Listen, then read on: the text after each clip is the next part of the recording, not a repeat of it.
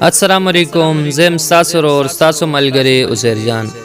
غزل بدر سره شریکوم د سید سالار سے.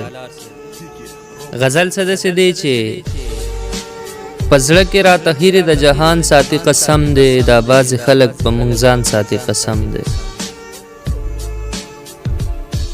پزړه را تخیر د جهان ساتي قسم دې دا باز خلق په مونږ ځان ساتي قسم دې.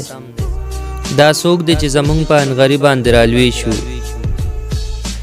دا څوک دی چې زمونږ په ان غریبان درالوي شو. دا څوک دی چې اوسم په لړزان ساتي قسم دی.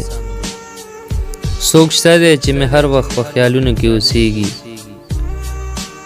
څوک شته دی چې مې هر وخت په خیالونو کې اوسېږي. څوک شته دی چې دا ژوند را له روښان ساتي قسم دی. دا خلک به دې وخوري خپل سبق وایه بچیه. دا خلق به دی اخری خپل سبق وایا بچیا. دا خلق په لستونو کې ماران ساتي قسم دی. او شډله پښتنه ده خو په دې ادا مې وجني. شډله پښتنه ده خو په دې ادا مې وجني. د سرو شونډو د پاسه سور پیزوان ساتي قسم دی.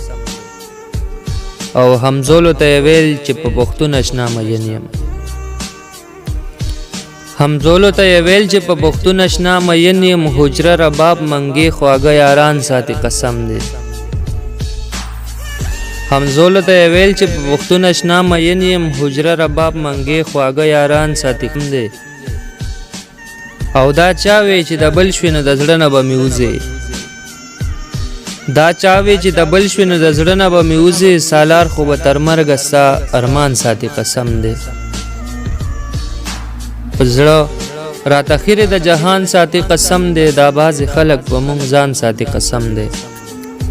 دا باز خلق په مونږ ځان ساتي قسم دی. والسلام.